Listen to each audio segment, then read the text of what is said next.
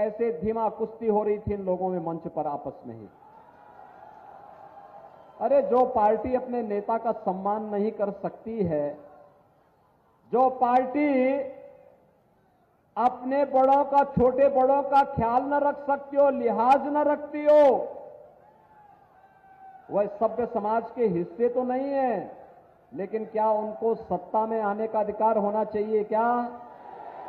होना चाहिए क्या? और जो कारनामे यहां पर समाजवादी पार्टी के थे, वही कारनामे वेस्ट बंगाल में टीएमसी के हैं। उसी का परिवर्तित रूप है। अंतर कुछ केवल नाम का अंतर है, कारनामे दोनों का एक जैसे हैं, एक ही जैसे हैं। और इसीलिए तो इन सब के डीएनए कांग्रेस से मिलता जुलता है, कांग्रेस से मिलता जुलता है। बहनों और भाइयों, ये लोग कहते कैसे आएगा 400 सीट, तो जनता जवाब दे देती है। और जनता का जवाब बड़ा जोरदार होता है। जनता क्या कहती है? उनसे कहती है चाहे जितना जोर लगा लो, आएंगे तो और जीतेंगे भी मोदी ही।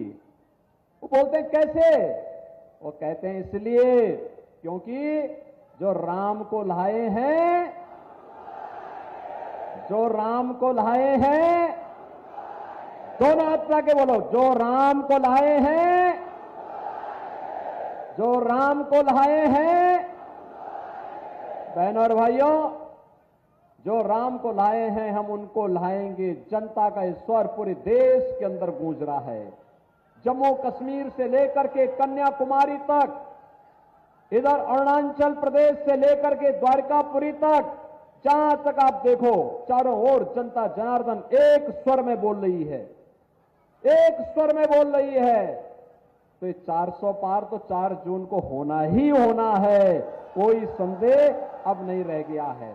मैं तो आज केवल एक औपचारिकता पूर्ण करने के लिए आपके बीच में आया हूं। और बहनों और भाइयों, औपचारिकता ये कि चुनाव अब छठे चरण में पहुंच चुका है। आपको छठे चरण में 25 मई को मतदान करना है। दो पक्ष साफ साफ आ रहे हैं। एक पक्ष राम भक्तों का है, एक राम द्रोहियों का है। आप देखते होंगे ये जितने राम द्रोही हैं, नाम अलग अलग है, लेकिन काम सबका एक ही है कि राम का विरोध करना। और राम का विरोध करते करते ये भारत का विरोध करते हैं, हिंदुओं का विरोध करते हैं, दलितों का विरोध करते हैं, पिछड़ों का विरोध करते हैं, आम जनता का विरोध करके ये वही लोग हैं जिन्होंने दुनिया के अंदर भारत के सामने पहचान का संकट दिलाया, क्या पैदा किया था। ये वही लोग हैं जो देश की सुरक्षा में सेंध लगाते हैं। ये वही लोग हैं जिन लोगों ने बेटी और व्यापारी की सुरक्षा में सेंध लगाई थी। ये वही लोग हैं जो राम भक्तों पर गोली चलाते हैं और माफिया के मरने पर मातम मनाते हैं। आपने देखा होगा ना, आपने देखा होगा एक माफिया अभी राम नाम सत्य है हुआ है, और प्रदेश को तो ये था कि भाई चलो एक बला समाप्त हुई, लेकिन सपा के लोग आंसू बहा रहे थे। मैंने एक सपा के नेता से पूछा, मैंने कभी तुम्हें प्रदेश की जनता के लिए, गरीबों के लिए, किसानों के लिए, दलितों के लिए, वंचितों के लिए, पिछड़ों के लिए आप लोगों को आंसू बहाते हुए नहीं देखा है।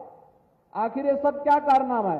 कहा साहब यही तो हमारे कारण थे जिनके कारण हम वसूली करते थे। तो अब वसूली के सारे अड्डे आप एक एक करके ध्वस्त हमारे कर देंगे तो हम लोग तो पाकिस्तान की तरह भीख मांगते हुए दिखाई देंगे।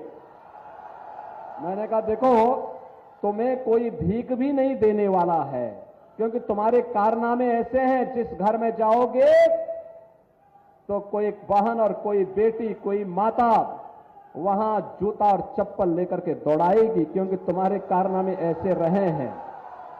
कोई तुम पर विश्वास नहीं करने वाला है।